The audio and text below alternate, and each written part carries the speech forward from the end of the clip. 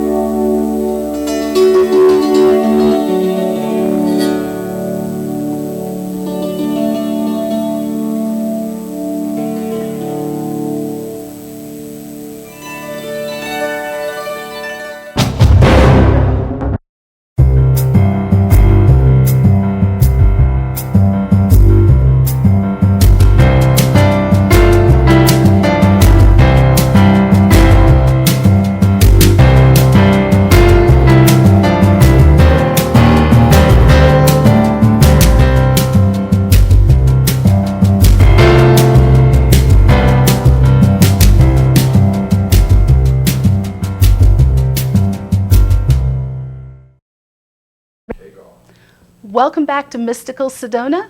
Today's special guest is Rion De Rouen from Team Light. And Rion is going to be talking about creating sacred space in your home. Yes. So welcome to the show, Rion. Thank you so much. Yes, absolute pleasure being here on Mystical Sedona. Very excited. What an amazing place, right? Sedona is absolutely gorgeous, and these amazing co-hosts or hosts I have here on this show are absolutely gorgeous as well. So any questions you would like to ask or know about, please feel free to let me know. Well, let's just start with these gorgeous products. I know that these are, you call it orgon. I'm used to orgonite. Right. It is correct, orgonite. And basically, the stuff I make in Sedona is a little different. My tale started with me doing this individually for the planet. I was taught by my higher self how to make orgonite. It is not per se what you might find. I have 60 to 70 different crushed stones in nano powder in multiple layers in each ones. All of my devices have crushed lightning stones from the top of Thunder Mountain. I understood that what Reich, who is the creator of orgonite, created in his first designs, we've taken that to the next level. Basically creating a magnetic piezoelectric engine mixed on top of all the layers. What you can create is a device that basically pulls in positive ions, you filter it, and then, as you well know, for human health, negative ions is what you're after. So more or less over the past 6 years, I figured out how to make an energetic Roomba that basically you can put underneath your bed or in meditation or in your living room on the wall that can actually create a force field generator around your sacred space and keep all those lower thought forms or those negative thoughts from ever entering your space. So it took me my job traveling the planet for the past 6.5 years and doing activations for Prime Creator and some of our angelic family out there on Team Light. I had to know how to use this stuff as a matter of fact because I had to use it to protect myself. It wasn't so much I'm making orgonite. So again, with the stuff that I like to make, it was stuff that I needed to use to protect myself, create my own sacred space, and then my friends are like, hey bro, can I get some of that too? I want some stuff. And I was like, okay, I can make some stuff for you guys. And then years later, we are where we are now with all my products available at etherictech.com. So yeah, Awesome. I love them. I'm Thank particularly fond of, The Buddha. I'm a Buddha girl. Come on, that's so 24 karat gold. You got a golden Buddha. These are really cool. I use the BMW 6 Series LED lights. I think that with light therapy, as well know, the spectrums of light are really helpful in healing and creating a sacred space. And it also creates a electromagnetic charge to the coils inside. And I actually am, if you guys are familiar with Kesh engines, I am now using plasma-coated Kesh engine coils to actually promote and project the field much larger to, say, swallow a room, a living room, a bedroom. Yeah. Interesting. Yeah. Interesting. So tell us a little bit about this pyramid. I looked at that online. The pyramid, that's the Giza. The Giza pyramid, the 51.85, 52, to be rounded up, is amazing. Here's the main thing with it. That angle or arc is amazing, or angle, slope angle, is amazing for uploads and downloads. Now the 72, which you're very familiar with the golden ratio, the real sharp Nubians, that's for upload into the universe. So if you sit in a Nubian pyramid, you're literally manifesting what you want. It's being projected into the field. Now the little Like the Chichen Itza, temple? the flat tops are good for calling energy down.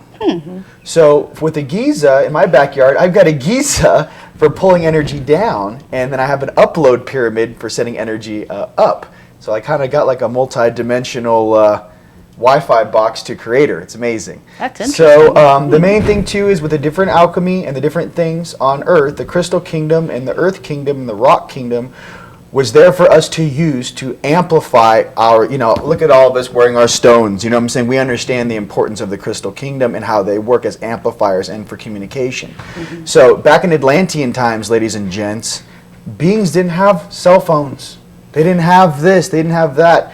The normal storage capacity of a quartz crystal, which is kind of crazy because a quartz crystal, you think it's a solid. It's actually vibrating 71,000 times per millisecond. It is not a solid, a gas, nor a liquid. So it's actually vibrating that fast. To us down here in 3D, it seems like it's a crystal. So in the same way in the Atlantean times, the amount of storage you can put on a quartz crystal is like 5 teraflops. It is so much data storage you can actually put in a quartz crystal. It's crazy. The science and technology of this age right now is working towards kind of remembering how we used to do it in Atlantis. I feel that. Like we're kind of going back where we were. In Lemuria, my guides used to tell me that they used to transmit energy from tree to tree. That's why they never would cut the trees down. That's how you could actually send data and energy. Nikola Tesla was on his way to that, discovery and how to use the ionosphere to move energy around the planet and information. Photons. Photon is light, light is data, data is information. So in transferring energy and information around the whole planet, it really truly solidifies that toroidal field that we are all one. So that's what I like to think about.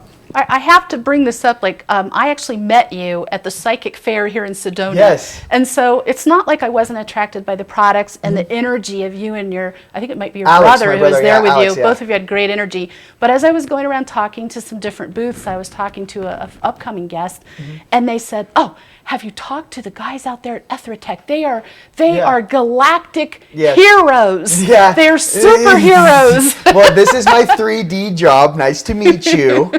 I'm Rion. I make nice devices for your houses. My galactic job was opening and closing dimensional portals, clearing old battlefields was my specialty, especially those around 500 to 1,000 years old and before. And to understand, as the planet raises its vibration, all of these pockets of conflict kind of everyone forgot about, they're still there. So to send in teams, us on Team Light, to go in there and transmute that energy is very important. One of the biggest things we just recently did was Salem, Massachusetts. We gridded the entire downtown area and a couple of the sacred sites there that a lot of those conflicts and tragedies took place. That was a lot more work than I thought it was going to be. Really? Yes, I don't even want to get into it here. But what I can say is there are beings on this planet right now working behind the scenes to make this transition and this ascension for all of us to go off without a hitch. And for our galactic families, it's more like in a graceful, transcendent manner. The more graceful the ascension, the more it really shows the age, wisdom, and awesomeness of the beings on that planet. We're on Earth, so we're doing it for the Milky Way galaxy, baby. I'm just trying to say, coming in hot from Andromeda. So there are some beings here who are fully awake and conscious in their jobs and purpose, just like my lovely guests here. I think I'm your guest. I'm not really sure. No. Beautiful. But you had some amazing questions you wanted to ask me. Yeah, tying it to the paranormal segment today on the show, we're talking about ghosts. Yes. And what I see around ghosts is a lot of orbs. So can you talk about a little bit the difference between ghost, orbs, multidimensional beings? Gotcha. Okay, your eyes see at 30 frames per second. That's why the NTSC standard is 29.97 seconds, okay? When your adrenal glands fire, your eyes see at 60 frames per second. That's why when you get a near-death life experience, everything kind of slows down. Does, yes. Okay, so you knowing that that's how your eyes function, now understand that your eyes only see at certain spectrums. So certain levels of light. It's like a computer back in 1996. It can see 1,000,000 colors, that's it. Well, as you get more developed and you start using different aspects of your suit, your body, hence your third eye can see all of these other spectrums of light which exist all around you. And some of those spectrums are then utilized by your spirits, ghosts, and elementals, which I love, to operate within the same field. Understand that throughout quantum physics and in quantum energy time, there's 1% matter and 99% empty space. So it's kind of funny thinking that we're all sitting here riding on a bandwidth of energy going through the universe and 1% matter, 99% empty space. I say this to you because there's a lot of room for other things to commingle and interact with and actually cross right by each other. All these multiple dimensions exist. They're actually going right through us and we're going right through them. Now, some of the most sensitive, like yourself, with a certain instrumentation, pick that stuff up. Now, from the audio, let's talk about the orbs now, because a lot of people want to know about the orbs. If you have a camera that has over 14.4 megapixel and you get a great picture of an orb, zoom in completely on that orb. You usually will see a face and a dude riding a little Merkaba like, hey, baby, here we go. So that's what's really going on. So this is what happens when you have the veil. If I'm a multidimensional being, which I am, and I'm stepping into 3D, sometimes, based upon the density or the area, and as you well know, certain areas have a lot more energy or more prone to those types of shots, orbs and whatnot. What happens is, imagine a 12-foot dude, or 8-foot, or depending where you come from, poking a hole through the veil and basically kind of doing a little email, boom, and sending their orb or their energy through. They're not taking their huge full size through the veil, they're taking this much through. And they're taking a look at what's going on down there. Hey, can you see me? What do you see, Bob? Well, there's about 6-7 people, and they're taking pictures of us. Okay. So it's kind of like that. It's really cool, right? Now, there's another thing which you might get if you see certain orb collections or pictures you might have. I'm sure that you're going to show that if you actually see the outline of something. I learned this 6.5, 7 years ago. My third eye came on. I might see a blip of light, a blip of light, a blip of light, a blip of light. It wasn't until my third eye came on that I actually saw the 8, 9 foot, 10 foot being sitting there and all of the little orbs of his light that I was emitting coming through, which could be captured on the camera. Right. So to understand everything is in flux and flow together, the spirit world, the multidimensional world, and that ghost world, it's all coalescing in the same place. My request is for all of those guys who are very, commune with spirits, who commune with the afterlife and commune with, all the multidimensional things, the spirit world that goes on. 2, 1, understand that you're in the living world to have your heart on and assist them. Many times I find in many battlefields, I'm an expert at this, a lot of ghosts are kind of still in turmoil. They need someone to help them. Right. They still think it's 1876 and they're fighting on a battlefield. Right. It's almost like they need an angel, literally you in the flesh, right? An angel to come down and go, hey bro, check it out. That was like 150 years ago. You can go home now. So it's over. No, it's not the Civil War. So what I'm trying to say is for all of us here working as a collective team, to kind of understand that homage, that honor, and that responsibility falls upon us to come from our hearts and to help all beings that come in contact with us. So what's really interesting to me is I've run across ghosts because I can communicate with the ghost.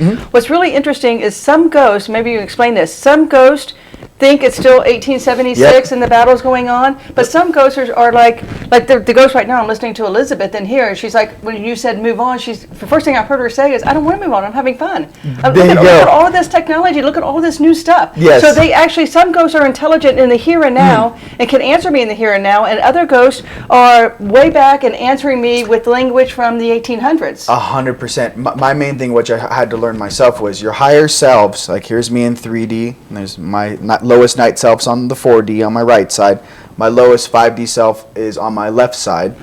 If you guys ever seen that old cartoon of the person sitting there with the devil and the angel, Right. Well, what it really is, you in 3D on your right side, you in 4D on your left side, you in 5D. That angel. Okay, so it splits like this. You're the bottom of the V. Night is on your right. Light is on your left. Your heart is on your left. Okay, so in interactions with that stuff, I had to learn that. I'm like, who are my higher selves? Okay, working with your higher selves is very prevalent. And then similar to the ghost hanging out here, I like to call it spirit guides are the homies of your higher self.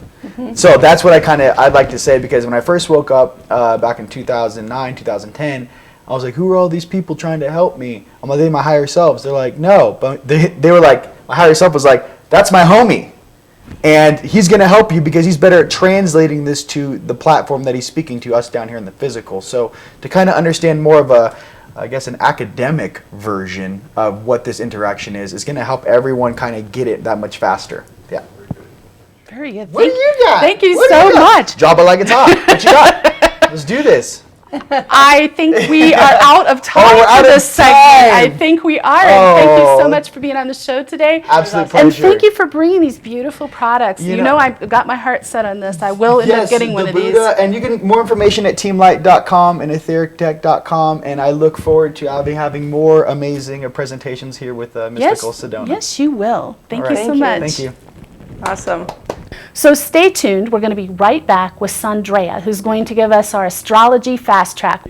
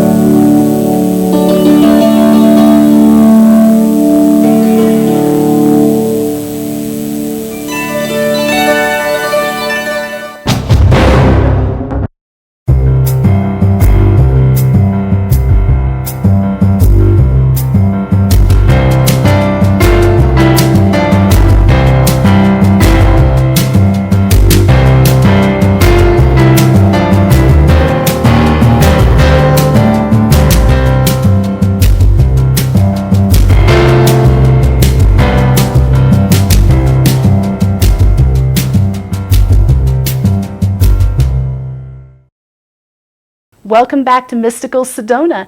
It is time for your Astrology Fast Track with Sondraya of InfluenceYourStars.com. Welcome, Sondraya. Thank you. I'm so happy to be here. So let's get started. If you're wondering why you're maybe feeling extra bossy and in control, or feeling irritable, you have to have a talk with Pluto. Mars is conjunct Pluto right now in the heavens overhead. It started a few days ago. Now, this is not meant to be bad news. Mars and Pluto, in fact, they are very much aligned with the mystical, if you are. If you are willing to use your Mars intention to summon up the depth of the powers that are hidden in the recesses of your own soul, there's a likelihood of grand magic that you're likely to be able to conjure up. So this is a planetary influence that a lot of astrologers will cringe about, because Mars rules war and Pluto rules, well, the atom bomb. However, when we look at it from another perspective, and that's what is about how we influence our stars to do what we want. When we look at it from the perspective that Mars is our power to intend whatever we like. We can right now use this time to end cycle on anything in our lives that is of no more use to us and begin cycle in something new. Now, people that are in relationships where there may be some kind of control issues going on or abuse, this is a time where you can get the power inside yourself to stand up for yourself and do what you need to do to take care of yourself. That's the power of this energy. So moving on, right now the sun is still in the sign of Libra, balance and beauty and harmony. However, on Saturday, it's going to move into Scorpio. That's the depths of your being. And if you're willing to face the very depths and face the maybe hidden fears that you have inside of you, that you're coming upon a month of potential major transformations. And then Jupiter is now in the sign of Libra. And so Libra is the sign that Venus rules. So to deal with this Mars-Pluto energy, it is wonderful if you fortify up with all the love and forgiveness that you have for yourself, for your neighbors, for your lovers, for anyone that kind of like, gets irritable or upset with you, so that you don't try to nail them. Okay, so what can I say? It looks like we're getting to the end of my talk, because this is a flash blast, but I wanted to leave you with a quote from Tagore. Let me not pray to be sheltered from dangers, but to be fearless in facing them. Let me not beg for the stilling of my pain, but for the heart to conquer it. Let me not look for allies in life's battlefield, but to my own strength. So, next week, and have a blessed time of it, and enjoy. Sondraya, that was incredibly timely for me and at least one of my partners at Sedona Soul Sisters for certain. Thank you very much. Thank you. I really enjoy this.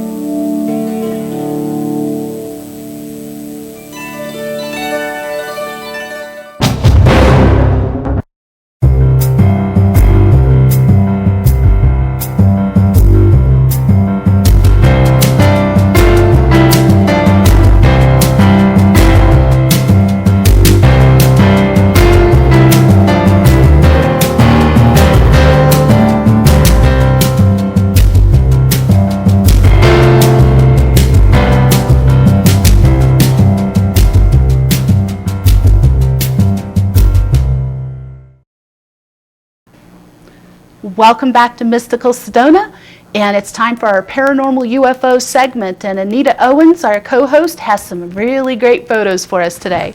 Okay, so today, all things ghost. We're talking about the spirit world. And the first photo that I want to show you is there is a residual energy that I call ectoplasma. So whenever I go into an area that's haunted, whether it's inside or outside, we get this kind of residual energy. So when I capture this, I know that I'm looking for a ghost. And so this, it comes in through many different ways. I know some audience members say that they see a face in there. You see this face right here? Let's see. Can you see this? There's a face in here. I can see it on my computer. So ectoplasma also comes like this. It's just kind of this swirling energy. Mm-hmm. You can feel it. It feels very electric. When I was out in this field, I knew that I was surrounded by spirits. And I can get them, when I go on ghost tours, to talk to me through the spirit box. So I've got a little spirit box in which they can tune into the energy of that, and they're very attracted to it. They like to talk. One thing about ghosts, if you really want to interact with them, they don't know they're dead. So you don't talk to them like a dead person, because they're not dead. They just simply are in a different dimension. And so ghosts come through in many ways. I get them as like a residual energy, and I also get apparitions. So that's what we're going to be looking at today, is the difference between residual energies and then the apparitions. Okay, so ectoplasma comes like this. So it basically morphs and changes as you're, in the field. You just kind of feel it, I want to say, swirling around you. It's not creepy. It's just like electrical. Like, you're not alone. And we are not alone. Anywhere you go, you are not alone. I can promise you that.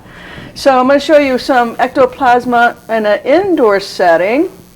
So here, right here is indoors. So you can feel that when you're in a small room and this energy is floating around, you definitely know that there's something there with you. Did you see this with your naked eye, or was it My only third eye. later? So my third eye is completely open. I was born clairvoyant and clairaudient, and so I can go in. I can see the ghost. I can see the ectoplasma. I can see when I take people out on ghost tours or paranormal tours or UFO tours. I'm tuned in. I can really, see that energy, especially with orbs. So I tell people, here's where to point your camera. There's some orbs over here. There's a ghost over here. There's apparition. There's ectoplasma. It all has a very different energy to it. The UFOs are really, you can just tell they're otherworldly. They're not of this world. I mean, the energy they put off and the things that they do is unnatural. We don't have that kind of technology. We can't go back and forth. That's what we see the UFOs doing, or landing on a mountain and moving around a mountain, or going into a mountain. Or sometimes, like, there's a bright light and then it's just It's gone. Exactly. Exactly. So that's a little bit more. Here, I've got some people on a ghost tour, and you can see that energy all around them. So one way that the ghosts come through, it's almost like ghosts are not all the same. They manifest in different ways. And so we have this, but then next, right here, this is like a human form. So this is what I'm calling residual energy. Different from ectoplasma. This is a ghost in a different, I don't want to say different dimension, taking on a different shape, but you can get them where they're like a human form like that. Well, like that last photo to me looks like when a spirit can't quite manifest a full body apparition, but it's trying to. And you can see like it's an almost arm like coming out or a head. It's a little bit, the energy is just lingering behind. So the apparitions, I think that they can tune into something electrical. So when the apparition, when I see the apparitions, they're normally in a place like this is outside, so they don't have anything to kind of tap into. They're looking for some type of energy to tap into, but it's not there. Did you think they ever tap into the ones yours? the ones that are in a house walking around, they're probably utilizing some energy source. Do they ever tap into you though, like outside? They try to jump in me, yes. Like drain you though? Cause absolutely. Yeah. I don't think I've ever been on a tour where someone on the tour has some electronic gadget that doesn't work. Normally a digital camera, or it was fully charged and now it's fully The batteries dead. just die. Yeah. So I carry like bucketfuls of batteries around, to get back up and going. So the EMF meters will go off, but always somebody's phone or camera or something on them doesn't work. And it's so strange because as soon as we get out of the area that we're in, it works just fine. So I've never had anybody's break. It's like it's not, and I tell them there's a chance it's not going to work, while we're here, but when we go home, it'll be fine. It'll work. You'll be able to charge it up and it'll be fine. Well, at least then now we know how they got their power to do this. Right. So this is at Bradshaw Ranch, and Bradshaw Ranch is a famous ranch here in Sedona that is absolutely, I want to go beyond haunted. It's beyond haunted. Yes, there's spirits there. I think they're attracted to Bradshaw because of whatever energy's there, but it's really a portal. It's an opening. That veil. It's a major vortex, Yep. And so here, you have to get used to looking at apparitions. So right here, do you see this buffalo? Can you guys see that? So that is her spirit animal. This is a Hopi Indian right here. So I'm going to blow this up. She's about 4 foot tall. Right here, see that? That's the Aztec design on her dress. Right there. You can see her legs below. But as I blow this up, you have to really look. Right here is her face. She's got black hair that's wrapping around her face. So it's going, as you can see the part in the middle, and her hair goes around like that. Can you see her? Right there's her face. She's looking down at the ground. She looks very sad. I'm going to move the cursor here. So you can see her face, the black hair. There's her body, the Aztec design on her dress. And there's her buffalo. You guys see that? Right there. Yeah, there's the buffalo. You can see her face. You can see the difference between her face and the black hair that's wrapping around her face. She's always there. I always talk to her. I don't understand why she's so sad. She hasn't really, she's shy. She doesn't really want to talk. But, you know, my guess is there was a lot of death with the natives here in Sedona. And my guess is that something happened to her family and she wasn't ready. She didn't want to move on without them. That's a sense that I get. But again, I can't get her to talk. Most ghosts love to talk. Again, they don't know they're dead. They got new company. You know, they want to share stories with you, and they do through the ghost box when we go on tours. So the aliens, they also appear as, if they want to, they appear as apparitions. So here, I'm probably the only person on the planet that has managed to get a gray alien. You know, the typical gray alien. So look at this alien here. He's giving off all of this. I'll just call it ectoplasm. It's different from a ghost. It's got it's got energy to it for sure. It's very electrical. I mean, you can see that how it's very electrical. Different. Yeah. If you look over here, there's his two black eyes. It's a typical alien gray. Can you see him? So that's a typical alien gray. No, I've never seen, I mean, you know, I've done paranormal investigations like 30 years now. I've never seen a picture like that. No. And they, you know, what they're telling me is people like me is what's going to bring disclosure forward. The government absolutely cannot. There is no way that they can disclose. But now the veil is really thin. And I'm getting all kinds of pictures to prove that we're not alone. And they're letting me get the pictures and they're letting me go public, like in this venue, with this, so that we can slowly, you know, get the awareness out there that it's okay. There's nothing scary about it. It's just, they're just different, that's all. Yeah, something different. There's billions of life forms in just our universe, and it's okay. So that's why every night I go out, I get UFOs to land, I get them to make contact with us, I get the aliens, I get the orbs and the multidimensional beings, which I call travelers. I get all of that because it's time that we all play together, you know, in the sandbox. Let's all get along, because we tend to shoot at things that we don't understand. That's why Bigfoot, you know, Sasquatch doesn't want to, you know, they're all over the place, but they don't want to be seen because we shoot at everything. And so it's like, it's time to put down, you know, it's time to make peace and live with the other, you know, citizens in the universe. Okay, this is at Jerome. So while Sedona has a lot of mysteries and a lot of paranormal, so does Jerome. Jerome is definitely it was called the Wicked City by the New York Sun for a reason. So this is the asylum. It's an old hospital in Jerome. It's closed down. It's been closed down for years. There is they built a newer hospital when they closed this one down. And it's now a hotel and a restaurant, and actually one of the best restaurants in Arizona. It's called the Asylum. But a lot of wicked stuff went on there. I won't go into the history of Jerome here today, but so one thing is there's no electricity in this hospital. It's closed down. It's been closed down and condemned for decades. These lights, I don't know what this is, but these are the type of lights that I get in cemeteries a lot. So the cemeteries I go to, I don't know what the ghosts or the spirits are tapping into, but they can appear as these lights. So that's the first thing. I got a lot of cemetery pictures. But see this energy right here? It's like a vortex energy. A lot of times when I see the apparitions, they're connecting into what I think here is vortex, because I see this vortex symbol in the daytime when I'm out on vortex tours. So they know how to harness whatever this energy is. It's electromagnetic frequencies, and they know how to tap into it and remain a full-bodied apparition. Yeah. So again, when you get used to apparitions, once you see a couple of apparitions, it's really easy, you know, to pick them out in the picture. So you may be seeing apparitions for the first time. Another apparition. This guy over here is easier to see. He's got a green shirt on, a white tie. He's sitting down. Like, hello, nice to see you. There's his face. He's got a white tie on and a green shirt, and you can tell he's sitting down. Can you see him? Yeah.